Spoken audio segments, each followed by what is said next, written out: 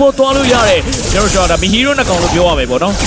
အားလေးကမချက်ပါနေမှာလဲကျွန်တော်နှစ်သင်းစလုံးကလည်းဖြတ်သားတာတွေကတအားများတယ်ဗျသုံးပွဲစလုံးကိုကြည့်မယ်ဆိုလို့ရှိရင်တော့တာတဲ့သင်းကတာလို့ပဲကျွန်တော်တို့အဆုံးသတ်ပေးခဲ့ရဆိုတဲ့အခြေအနေမျိုးလေးကိုတွေ့ရတယ်ကျွန်တော်ကလင်နာကြကျွန်တော်တို့ပြန်ပြီးတော့ကြည့်မယ်ဆိုလို့ရှိရင်တော့မစ်ဒ်စီနဲ့ဒီဘက်မှာပြန်ပြီးတော့အဆုံးသတ်ပေးနေတဲ့အပိုင်းခြားလေးများရှိနေမလားဒါမှလည်းပဲတကယ် YG ဘက်ကဒီ double sustain တွဲလုံးကိုပြန်ပြီးတော့ကြည့်မယ်ဆိုလို့ရှိရင်လည်းအားလေးကိန်းတစ်ချက်လောက်ပဲ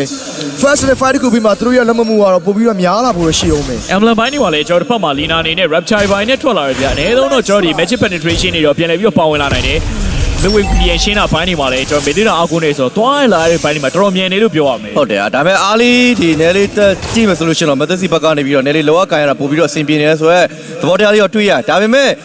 Devil Sustain ဒီဘတ်တဆန်လို့ရှိရင်တော့တော်လေးတာတယ်ဗျအဲ့ချက်တစ်ခုကလည်းကျွန်တော်တို့မေထားလို့တော့မရပြန်ဘူးပြလုံးဝပဲကျွန်တော်တို့ fully over extending ပြန်သွားလို့ရတဲ့ဘတ်တန်မျိုးတွေရှိတယ်လို့ ZP နဲ့ double sustain ရဲ့လုံးဝဒီ utility ဘိုင်းအနေကြားရတယ်ပြန်ပြီးတော့ပြပေးနိုင်မှာမလားဆိုတော့အချက်ကလည်းတန်တရားပြည့်စီရတော့ရှိသလိုခိုင်နေကျွန်တော်တို့ဒါ base combo တွေပြန်ပြီးတော့ပေးတဲ့အပိုင်းတွေမှာလည်း YG နဲ့သူတို့ဒီ battle ကိုကောင်းကောင်းကြီးတော့ဆွဲဆန့်ထားနိုင်ပါဦးမယ်ဒီက area control ဘိုင်းလို့ပဲပြောရမယ်ကျွန်တော်တို့ဖက်မှာသွားနေတဲ့ဘိုင်းတွေ ultimate တွေလိုအပ်တယ်ပေါ့နော် 3 AoE damage တွေပါမှာပဲအများကြီးပြန်ပြီးတော့ CP နိုင်ပါဗျကဲဒီတစ်ခေါက်မှာလည်းအားလီဂိမ်းဘတ်တယ်လေးနယ်လေးတော့တွေ့လိုက်ရပြင်မဲ့လည်းနှစ်သင်းလုံးကတော့ပြန်ပြီး forward လုပ်ထားသေးတယ်ပေါ်မှာလည်းရင်နဲ့ခွင်ရနေတာတစ်ခုမှာတော့နယ်လေးဒီ phobia အနေနဲ့နေပါနေဆိုတဲ့နေတာတစ်ခုမှာကန်နေတဲ့သွေးလျှော့ဖို့တော့စပြီးတော့ကြိုးစားရဗျ base လေးပါလေး backline ကိုသွားပြီးတော့နင်းချင်းကြတဲ့ခက်တဲ့မျိုးတွေမှာတစ်ဖက်ကလည်း double sustain ကကျွန်တော်တို့ right hand လေးပဲပြန်ပြီးတော့ရောက်လာခဲ့ဗျလင်းလေးရဲ့ rotation ပိုင်းတွေမှာတော့ YG ကိုကျွန်တော်တို့သွားပြီးတော့ mid စီဦးဆောင်ထားဖို့ဆိုတာနည်းနည်းလေးတော့ခက်ခဲနေစေပဲဆိုတဲ့အနေအထားမျိုးလေးတော့ပြောရမယ်ထင်တယ်ဒါမှလည်းပဲ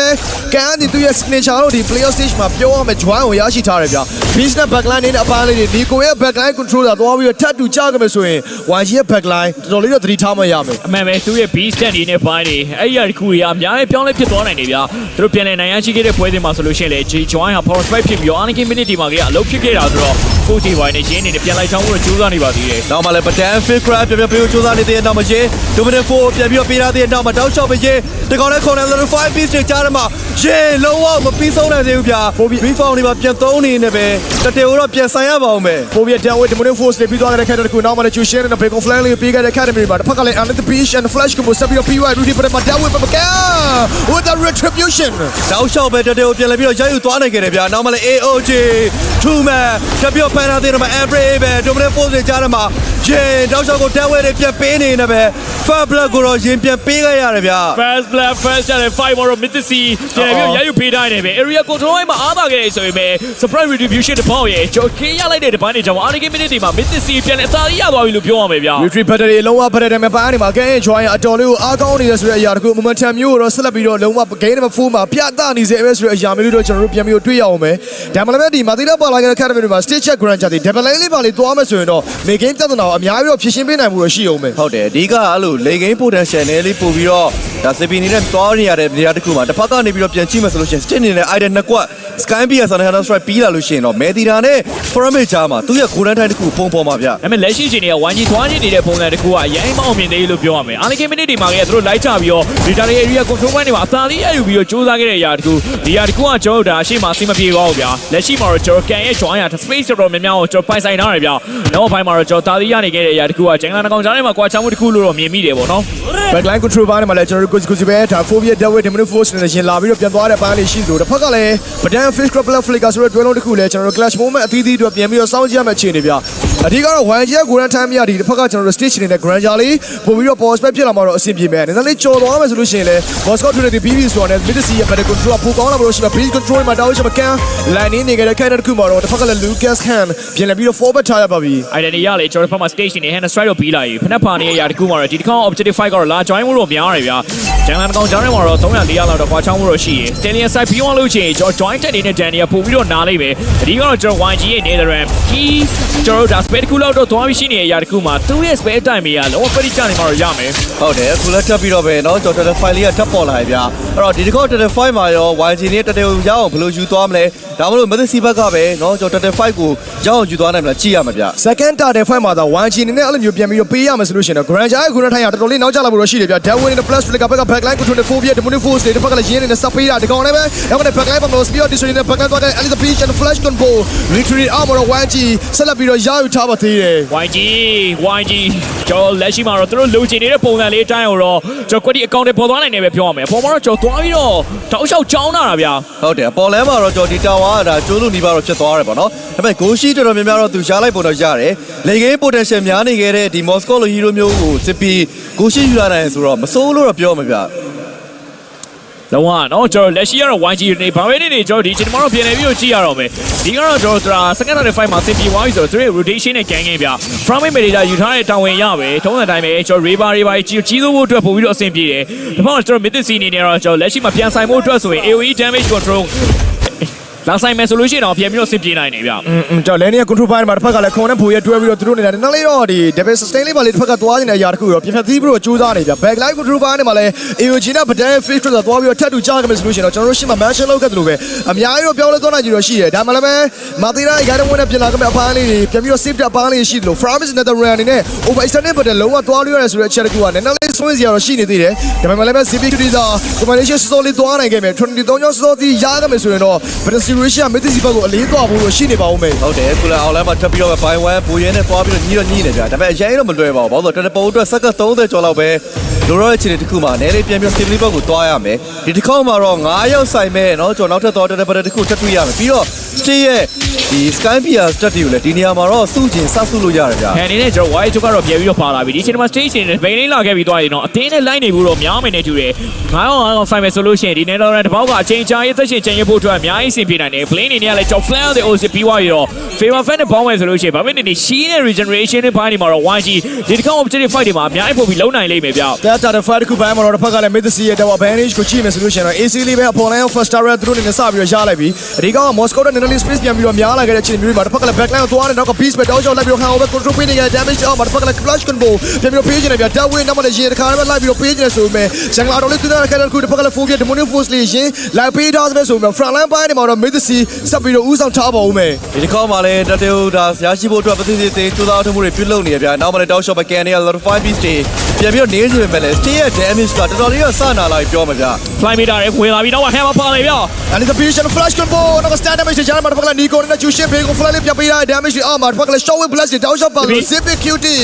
မေယော first tower ကို Mythic တိတ်မဲ့ထားဖို့တော့ကြိုးစားနေခဲ့ပါသေးတယ် Lady Face ကတော့တောက်ချောက်ပြန်ပြီးတော့ကြောင်းလာတယ် Force ကတော့ပြန်ပြီးတော့ထောင်းလာတဲ့ຢာတခုမှာအဓိကကျော်ဝင်လာဖို့အတွက်နေတော့တော့ရင်တောင်းနေရတာဗျာ AOG ပြန်ပေးခဲ့သလိုမျိုးပဲကန် lot 5 piece တွေကျွန်တော်ပြန်ပေးခွင့်မဟန်ပြန်ကြရဗျာနောက်မှလည်း CP မြောက်ဒီဆိုချင်းကြတော့မလီနာကိုလိုက်ပြီးပြင်းနေနေပဲဒီတစ်ခေါက်မှာ relocate တကောင်ပဲကျွန်တော်ပြန်ပြီးတော့ရခဲ့တယ်ဗျာ front line control ပိုင်းနဲ့တောက်ရှော့ဆိုသလိုပြန်ရခဲ့တဲ့အခြေအနေမျိုးတွေမှာ no jungler no retribution ဆိုတဲ့အခိုက်အတန့်တစ်ခုမှာတော့ YG ဒီတာတဲ့ over စပေးရဖို့တော့များနေဗျာ Tata the fight ခု entire match တာတဲ့ effort မှာတော့ Mythic making time ဝင်မှာစတင်ပြီးတော့ဥဆောင်ထားနိုင်ခဲ့ပါပြီ ဒီကောင် objective ပဲ fight တခုလို့ CPR fight တခုလို့ပဲပြောရမယ် Lady Face ကိုတပလေးလာခဲ့တဲ့ဘိုင်းတွေမှာကျွန်တော်ဘက်မှာရှိတဲ့ first down နဲ့ pressure ပေးသွားတဲ့ဘိုင်းတွေဝင်လာတဲ့ဘိုင်းတွေမှာလည်းကျွန်တော် YG နဲ့ low HP ဖြစ်သွားပြီးတော့ဟန်ချသွားတဲ့ຢာတခုကနောက်ဆုံးတော့တဲ့ fight မှာတော့လက်လွတ်ပေးလိုက်ရတာပဲဖြစ်ပါတယ် back control ပိုင်းမှာတစ်ဖက်ကလည်း YG တန်လျာရှိထားဖို့တော့ကြိုးစားနေဆိုပေမဲ့ Badan Zapiet ဒီသွားနေခဲ့တဲ့ Badan များတော်တော်လေးအားကောင်းနေတဲ့ cycle E ကဲတော့လည်း Castan လေးပြကျူးရှင်းနေတဲ့ Bacon flat နဲ့ back line control နဲ့ Nico face grab ပေါ်ရထပ်ပြီးတော့သိမ်းလိုက်ထားခဲ့ပါပြီ နောက်ရှောက်ဆိုသလိုပဲ hero ကရရဖို့ကြိုးစားနေကြတဲ့ Mythic တွေ YG ဘက်ကိုတော်တော်ဆက်တက်စစ်တွေပြန်ပြီးတော့စေတိုင်းနောက်မှလည်းကန်ပြန်ပြီးတော့ထပ်ရှားသေးရဲ့နောက်မှာလီနာရဲ့သွေးရတော်လေးနေတယ်ဗျာ fear out disruption CP duty လီနာတက်ပြီးတော့အဆုံးသတ်တယ်ဗျာ တောင်ရှော့ clash တွေပြတ်သားနေခဲ့တဲ့ Academy မှာချန်နေခဲ့တဲ့ second tower ကိုပါ Mythic သိမ်းမဲ့ထားတယ်ပဲရတဲ့ချိန် space တွေအားလုံးမှာသိမ်းမဲ့ထားဖို့တော့ကြိုးစားနေပါသေးတယ် back ကိုပါပိုင်ဆိုင်သွားပြီဆိုတော့ကျွန်တော်ကန်နေနဲ့လုံးဝ fully power spike ဖြစ်နေတဲ့ကာလာတခုလို့ပဲပြောရမယ်ဗျာကျွန်တော် rain နဲ့ထွက်လာတဲ့ချိန်ဒီမှာသူရဲ့ dash ရပို့ပြီးတော့ဆင်ပြေတယ်အောက်မှာရှိတဲ့ second tower ဒီသိမ်းမဲ့ပြီးတော့ကျွန်တော် Mythic back control ပိုင်းဆိုင်ရာမှာတော့ကျွန်တော်လုံးဝအသာလေးရိုက်သွားနိုင်ပြီလို့ပဲပြောရပါမယ် ဒီတစ်ခါမှာတော့ YG 4.2k ကိုလေးတစ်ခုတော့ Mythic ကိုသွားပြီးတော့ပေးရသေးတယ်ဗျာစတင်နေတဲ့သူ့ရဲ့ grand တစ်ခုဝင်ရောက်ဖို့ကြိုးစားချိန်ပဲလေတပတ်မှရှိနေခဲ့တဲ့ဘိုးရဲတော့ကျွန်တော်ဒါ CP တို့ရဲ့လောက်ကွက်တွေကြားထဲမှာနည်းနည်းလေးခက်ခဲနေရပြောမှာဗျာ နဲကျွန်တော် town နဲ့လောက်တဲ့လူကတော့ပြောင်းသွားပြီလို့ပြောရမယ်ဒီချိန်မှာတော့ကျွန်တော်ခွန်နေနေတော့ YG back ကိုတော့တောက်ရှောက် mentality အထက်ပိုင်းကိုတော့စတင်ပြီးတော့လုံးနေခဲ့ပါပြီ back line control သွားတဲ့အပန်းတွေ AOG နဲ့ face grab နောက်ပိုင်းထပ်ထူချလာခဲ့တဲ့ Academy တွေမှာ Mythic ရဲ့ front line သွားခဲ့တဲ့အပန်းတွေကတော်တော်လေးကိုတည်ရတာအားကောင်းလာတယ်ဗျာ back line မှာကျွန်တော်တို့ပြန်ပြီးတော့ကြည့်မယ်ဆိုလို့ရှိရင်တော့ဒါဟာနည်းနည်းလေးဂိုးလေးအထောင်ဆော့ခဲ့တဲ့ meter တစ်ခုနဲ့သွားပြီးတော့ဆင်းလို့ ရိုးမဖြစ်နေတဲ့အကြောင်းခံစားရတယ်ပြီးကြတဲ့ကျွန်တော်တို့ F5 ကလာတွေမှာဒါ BGMA တော့ solution နဲ့ station နဲ့ goal နဲ့အထောက်တစ်ခုပြန်သွားခဲ့တယ်ဒါပေမဲ့ sustain တွဲခဲ့တဲ့ academy တွေမှာ Andy များတယ်ဆိုတဲ့အရာတစ်ခုကသူသာချခဲ့မယ်ဆိုအရာတစ်ခုကမေးခွန်းထုတ်စရာရှိတယ်ဗျာဒီချိန်မှာလဲ Grand Chata ချခဲ့ရင် YG ဘာဆက်လုပ်ကြမလဲမေးစရာတော့ရှိလာပြီ မေးစရာရတော်တော်လေးတော့များတယ်ဗျာနော်ကျွန်တော်ဒါဒီလိုမျိုးကစားတာအသင်းတော်တော်များများကစားလေးရှိတယ်ကိုလေးအထောင်ပဲ Grand Solution လက်ရှိချိန်မှာလုံးဝတော့မသေးသေးဘူးဒါပေမဲ့သူရဲ့ Grand တစ်ခုဝင်ဖို့စူးစမ်းနေနေပဲကျွန်တော် Edai ကိုတင်းကိုအာဂျူတင်းဘက်ကနေပြီး Skylar ကိုလင်းထောင်နဲ့တီးခဲ့တဲ့အနေအထားမျိုးလဲပြန်သတိရမိတယ်ဗျာ မဲမဲနော်ကျွန်တော်အတိတ်ကမတ်တရားတွေကတော့အတိတ်ကမတ်တရားတွေပဲဒါပေမဲ့လက်ရှိမှာတော့ force ဆိုတော့ကျိုးတယ်ခေါင်းနဲ့ကောင်ရှယ်ရိုနဲ့ပြန်ပြီးတော့ဆွဲခေါ်တာ low test area control ပိုင်းမှာတော့ Mitsuki ပြန်လက်ထိန်းရောက်ထားတယ်ဗျာ and the Bishop flash combo can with the refusion and a lot of yaga damage to our show with blasted to Paka hand in the backline လိုက်ပြီးတော့ပေးချင်ခဲ့ဆိုမဲ့ YG အလားကောင်းမယ်အခါတော့နှောင်းသွားပြီဗျာ ဟုတ်တယ်ငါမရရေချိုးပြန်ပေါ်ကလည်းဘလို့မှအဆင်မပြေဘူးဖြစ်နေပါတော့ကျွန်တော်မသိစီတင်ဘက်ကအကုန်လုံးပြန်ပြီးတော့ forward လုပ်နေနေပဲဒီလို့ပြန်စောင့်ပါဗျာဒီပွဲမှာကန်က102ဖြစ်နေကြတယ်လို့မျိုး Zippy ကလည်းလုံးဝမသေးတော့ဘူးဆိုတော့ carry နှစ်ကောင်ကြားထဲမှာနည်းနည်းလေးတော့ဒါ hero kit ပေါ်မူတည်ပြီးတော့ကွာမှုရှိလာကြ line interaction ပြန်ပြီးတော့ပြီးလာခဲ့ပြီလို့ပြောရမယ် YG ဘက်က defensive တခုပြန်လည်ပြီးတော့လုံးရမယ် early community မှာကျွန်တော်တို့ဒါအစီပြေခဲ့တယ်ဆိုရင် Mitsuki ရဲ့အသွားနေတဲ့ rotation တွေ Zippy ရဲ့ movement တွေကကျွန်တော်အများကြီးပို့ပြီးတော့ pressure ပေးနိုင်တယ်လို့ပဲပြောရမယ်အဲ့တော့ mag control ပြင်းနေတော့ကျွန်တော်ရယူဖို့အတွက်ဒီတစ်ခေါက်မှာတော့ second target တွေအကုန်လုံးတော့ Mitsuki low advantages တွေရယူဖို့ရရင်တော့ရန်အောင်များတယ်ဗျာ first love banish fan မှာပါလာခဲ့တဲ့ super minion wave တွေအသုံးချပြီးတော့ down shot ပဲ Mitsuki နဲ့ပြန်တထားဖို့တော့ကြိုးစားမယ်ဗျာသူတို့ကတော့ long နဲ့ opposite lane ကိုသွားပြီးတော့စတင်ပြီး pressure ပေးနေကြတဲ့အခြေအနေမျိုးလေးကိုတွေ့ရမယ် Zippy Duty ဒီ right down နဲ့သူ့အနေနဲ့ win chance လေးစပြီးတော့ပြီးထားပြီဗျာတစ်ဖက်က Granger ရဲ့ long range damage တွေက Moscow ကိုထိဖို့တော့အတော်လေးခဲရင်သွားခဲ့ပြီ ကဲတော့အောက်ကနေပြီးတော့တက်လာခြင်းတစ်ခုမှာမရဲ့ second tower ကိုလည်းမသိသေးထပ်မပြီးတော့တိမ့်ပိုက်ထားသေးတယ်ဗျာ mega pass ရှိနေတဲ့အနေအထားတစ်ခုမှာတော့ဒီလုံးနဲ့ tower ဝင်တိုက်ဖို့ဆိုတာအရင်တော့မလွယ်ဘူးဗျာ RMC စတော့ဖေးရပြီအထီးကလော့ထဲတော့ပြန်ပြီးတော့ဝင်ပါမယ်သူတို့လိုချင်နေတဲ့ second tower တွေအကုန်လုံးဗက်တက်ဆိုင်မို့တော့ကြိုးစားပေမဲ့ minion wave တွေဆက်လက်ပြီးတွန်းအောင်ဆိုတော့ mega တလင်းလောက်ထိတော့ force လို့ရမယ်တခုပဲ Netherram နဲ့ဝင်လာမယ် damage type တွေကိုတော့ YG ပြန်လဲပြီးတော့လုံးပါဗျာ အဓိကကျွန်တော် edge တစ်ခုပဲစဉ်းစားစရာသွားပြီးတော့ရှိနေသေးတယ်ဒါမှလည်းမမလေးပဲ Mitsuki က sacrifice down shot လုပ်ပြီးတော့ backline သွား control လုပ်ဖို့ဆိုလို့ရှိရင်လေဒီမဲ့ sustain တစ်ခွက်တွေကအနည်းဆုံးတစ်ခွက်လောက်ထိတော့ကျွန်တော်တို့ပြန်တော့ရမယ်အခြေအနေဗျာ AOG ပေးတော့ပြီးတော့ Netherram ရခဲ့မယ်ဆိုလို့ရှိရင်တော့လုံးဝအဆင်ပြေအနေထားပြီးတော့ရှိအောင်မယ် Con here's my vibe the day ပြောမယ်ဆိုလို့ရှိရင်တော့ဒါတစ်ဖက်သင်းမှာရှိနေခဲ့တဲ့တကယ်ဟိုအဲ့လိုနေပါနေတဲ့အချိန်မှာတစ်ဖက်သင်းရဲ့စိတ်ကိုပြန်ဆွပြီးတဲ့သဘောမျိုးပဲပေါ့နော်ဒါကောင်းလားလို့ပြောလို့ရှိရင်တော့ကောင်းတယ်ဗျာနော်အဲ့တော့တကယ်လို့အဲ့ဒါကိုမှမျောပြီးတော့လိုက်ချမှဆိုလို့ရှိရင်တော့တိုင်ပတ်နိုင်ပါတယ် again ကျွန်တော်တောက်လျှောက်ဆိုလို့ပဲချောင်းနေနေရောနော် Mitsuki တောက်လျှောက်တော့ပြန်ပြီးတော့လုံးပြနေတော့မယ် puppet back ကအစကျွန်တော်ပေးမှာတော့မဟုတ် face squad ပြန်ပြီးတော့ပိတ်ထိုးလို့ကြိုးစားဒီကတော့ from ပဲသေးတာတွဲလုံးတကူ YG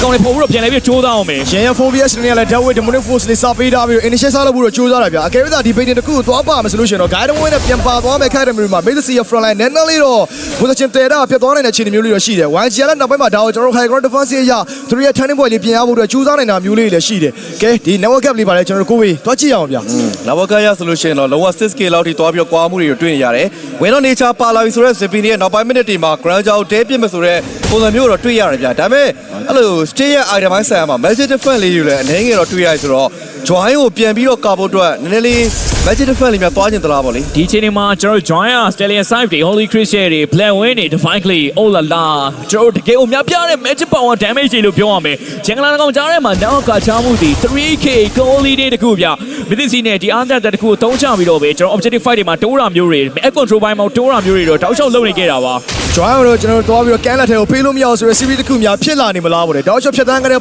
player stage ပိုင်းကနေမှလည်းကန်ရဲ့ join တော်တော်လေးကိုမှကျွန်တော်ရှိရပြောခဲ့သလို beast control လေးကိုအားကောင်းတောက်ချော beast နဲ့ damage တွေအောက်မှာ leader စီကသွားပြီး nether round လေးပြန်တောင်းနေတယ်ဖက်ကလည်းကြာခဲ့တဲ့ beast squad တွေအောက်မှာတောက်ချောဆိုသလိုပဲကန်တိတ်ပိုက်ထားခဲ့သလို nether round မှာထပ်ပြီးတော့ရရှိသွားခဲ့ပါပြီ ဒီတစ်ခေါက်မှာလည်း Netherlands တူပဲကြောင်းမနိုင်လိုက်ကြတယ်ဝါနီကိုနဲ့တူပဲညီနောင်နှစ်ပါးဖြစ်တဲ့ခွန်တို့ရဲ့ recall ပြတ်ချက်တွေကြားထဲမှာ YG အနေနဲ့ပြန်လည်ပြီးတော့ရုံးထလာနိုင်မလားဆိုတော့ကြည့်ရမှာဗျ recall and like emote